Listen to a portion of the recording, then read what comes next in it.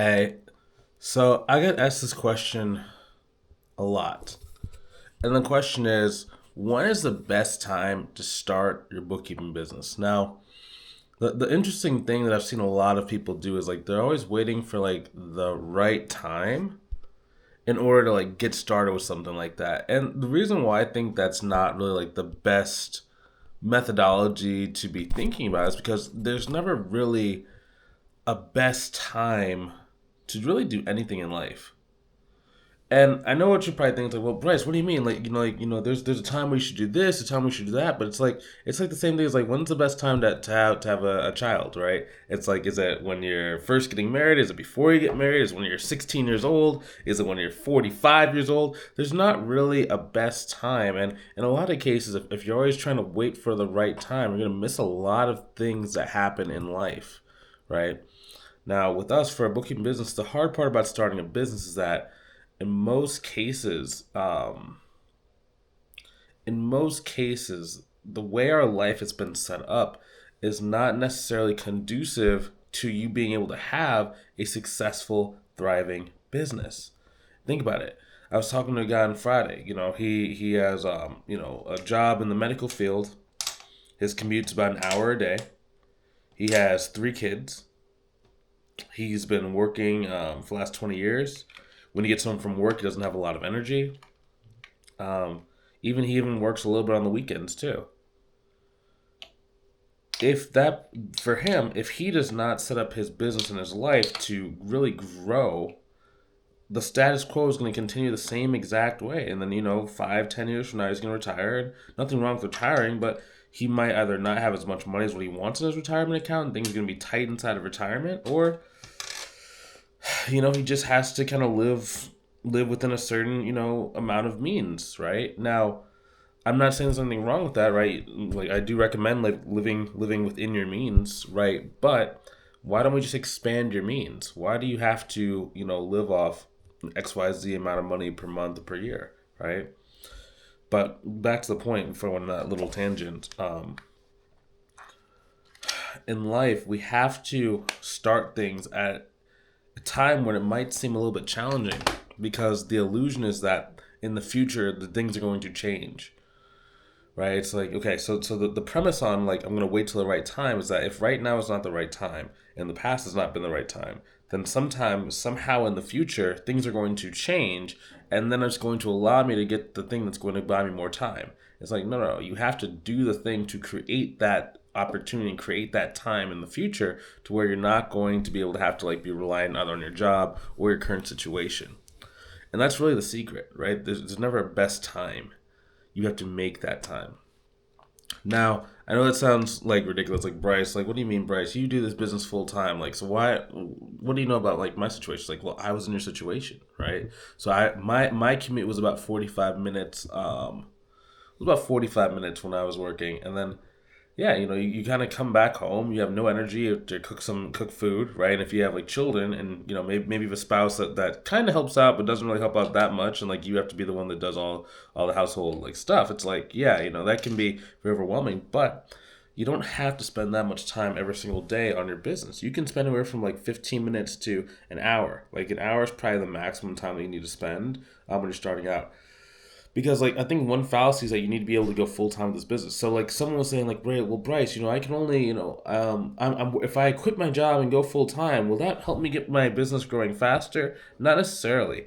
On all the different social media platforms, there are limits and capacity to how much activity you can do.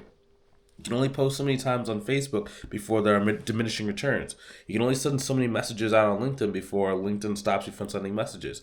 You can only write so many blog posts before it's just like no one really cares anymore, right? So in a lot of cases, it's not about doing a lot of activity over a short period of time. It's about doing a little activity over a long period of time.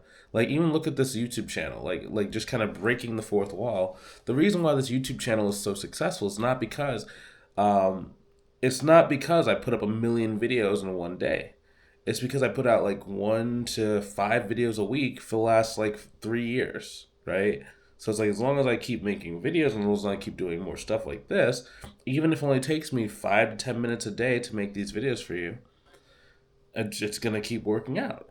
right? So it's all about like taking the little limited time that you do have and utilizing it as effectively as possible. Now, if you don't know how to do that, I can of course show you how to do that in our mentorship program, right? Right? We're always about like how do we make the most efficient use of our time.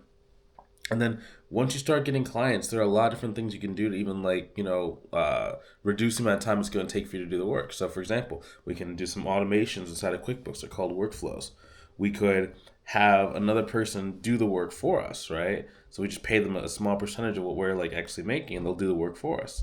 Another thing we can do is we can save the work for the weekend. So maybe on the weekends you do a little bit of the accounting work. And I know like some people are like, well, Bryce, I don't want to work on the weekends. It's like, okay, I mean, you don't have to work on the weekends. It's just I'm all about giving you options of stuff you can try so you can go and like make the best decision for yourself and have the best chance of success. That's all I want to do for you. Is like just give you the best chance for success. If I can do that, then you're going to win. That's why the students in our program are so successful, cuz it's not like you have to do so much work and put in so much time because no one has time. No one has energy. You have to make it so it's very passive so it grows and grows and grows. And then one day you look up 6 months from now and you're like, oh my gosh, I'm at 10K per month. And some people, they're going to hit 10K per month a lot faster. Some people might hit 10K per month a little bit slower, right? Of course, if you're in a mentorship program, you're going to get there way faster than if you try it on your own, right? So it's just depends on like where you are in your life. Because like, it's funny, man. Like a lot of people, they have these goals, and there's a very distinct difference between people who get what they want and people who don't. And it's actually really, really, really clear and interesting to me. Like, cause like, I've had both the honor and the misfortune to talk to over 3,500 accountants and bookkeepers on like a consultation call to see if they want to do our mentorship program, right? And the amount of people that you can always tell who's going to be successful versus who's not based on like their willingness to invest in themselves. People are generally not successful. They're like, well, if I invest XYZ amount of money, how do I know I'm going to make money back? It's like, well, are you not going to do the work? What do you mean? Like it doesn't make sense to me in my mind why someone would ever think that they wouldn't be able to get a result in a business model where it's very it's very 50-50. It's either people get 0 clients or they get 100 clients. Like there's not that much in between in most cases, unless it's like a very conscious decision to turn down clients, right? But I mean, think about it. Think about why this business model has so much longevity. Because once you get a client, they stay with you on average for about 7.5 years, right? So that means if you, let's say you get to 20 clients, you're going to be at 10K per month for the next 7.5 years on average. That means some clients might stay with you for longer. Some might stay with you a little bit shorter, but it's really easy to kind of replace those ones after you get to a certain spot. But it's like, you can do this so consistent. You can make it work. It's just a matter of just putting things in the right place. So it's like, that suggests to me that either they're not really used to, putting in the type of work that's going to be required to do that, or their goals just are not locked into their mind and their subconscious to actually go and achieve it, right? Because it's like, if I have a goal that's strong enough, it doesn't matter how much time it's going to take. It doesn't matter. Like, all this stuff doesn't matter because it's just like, I'm going to make it work no matter what happens.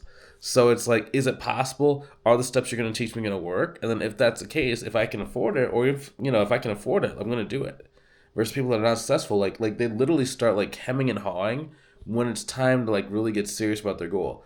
Like I can remember just 3 distinct times last week that happened where it's like, oh, I want to go and make 10K per month. And then when it's time to actually like go and pull the trigger, it's like, well, making 10K per month isn't that important to me. Or, as long as I get it within like the next 5 years, it's like, what? So you're just kind of talking, not really serious about your goals, man. You gotta get serious about this stuff. Like this needs to be like life or death for you. Like, I know this sounds a little bit harsh, but like success needs to be life or death for you.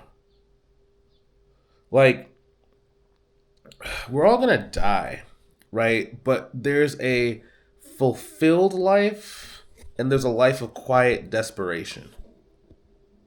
And I think a lot of people, they're content with living a life of like some days it would be nice. When you don't have to do that. Like there's seriously never been a time in human history where it was easier to go and be financially independent. Like, there's never been a time. Think about it. Back in the industrial age, right? Think about like Henry Ford. He had hundreds and hundreds of people giving their entire life force away to him to go and like build these cars and automobiles. You had to invest millions of dollars in order to be able to even like make a plant like Ford had, right? It's like, so some could argue like he already had some kind of money or something to be able to afford those, or he was able to get a loan, right? But the common person couldn't do that. Think about inside of the social media age where people were like making websites like Facebook, or even the .com era, people were like coding websites and stuff like that. You had to know how to code. Like nowadays we can build a website in 5 minutes on a platform called like Wix or GoDaddy, where it's like, oh, you want this picture? Drag and drop it. Oh, click, drop, click, drop, click, drag, drop, click, drag, drop. Right? And it's like, it takes you like 10 minutes to go make a website. That was unheard of back in like 2002, 2005. Right? People were doing these tech startups in 2011. Tech startups like Shark Tank started becoming like really, really big, right? But even then, you had to know what you're doing. You had to know your numbers. You had to take a bunch of risk. And you had to like build a company that people were actually like willing to invest in. And that was super, super risky. Nowadays for us, we're in 2025, and all we have to do is like literally just get on these like free platforms where these, billion-dollar companies sends us clients so we can make millions of dollars.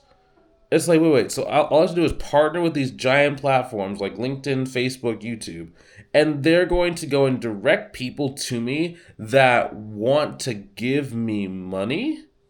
And I have a service that's as old and as stable as like, accounting and bookkeeping. Like, there's never been an easier time.